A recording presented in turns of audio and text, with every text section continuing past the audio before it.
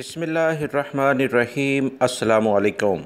Saudi अरब की ख्वाहिश रखने वाले बहुत सारे गैर मुल्की अफराद सऊदी अरब में इस ख्वाब को लेकर साथ आते हैं कि सऊदी अरब जब वो आएंगे तो अपनी फ़ैमिली और अपने अज़ीज़ व अक़ारब के लिए बेपनाह सहूलियात मुहैया कर पाएंगे, मगर कुदरत को कुछ अजीब मंजूर होता है और कुछ हालात यहाँ पर आकर अचानक बिगड़ जाते हैं।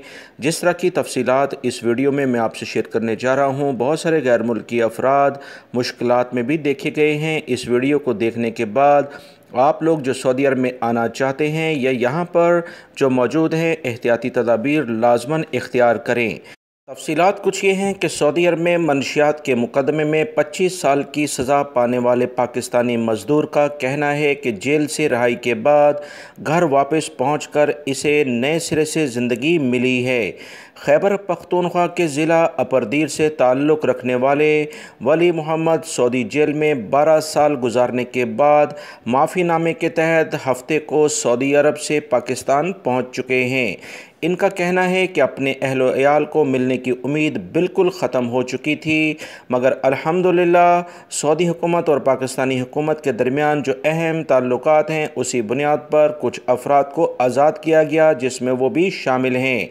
वली मोहम्मद ने अपनी कहानी सुनाते हुए बताया कि 2007 में वो वर्क वीज़े पर सऊदी अरब पहुंचे थे और उसके बाद टैक्सी चलाने का काम उन्होंने शुरू किया।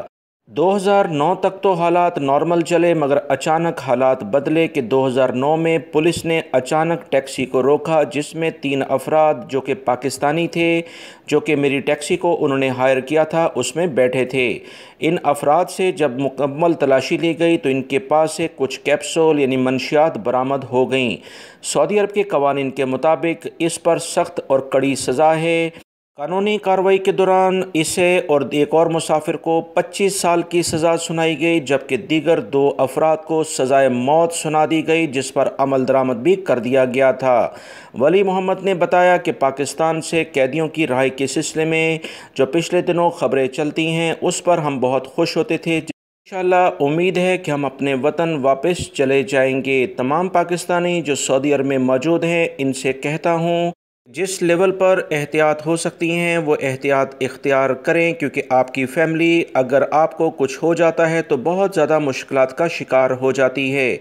और वो पाकिस्तानी जो लापरवाही में दूसरों का सामान एयरपोर्ट से या इधर उधर लेकर जाते हैं बग़ैर तहकीक किए, इन्हें लाजमी तौर पर अपनी इस रविश को तब्दील करना चाहिए। वीडियो लाइक करके शेयर भी कीजिएगा। अस्सलामु अलैकुम।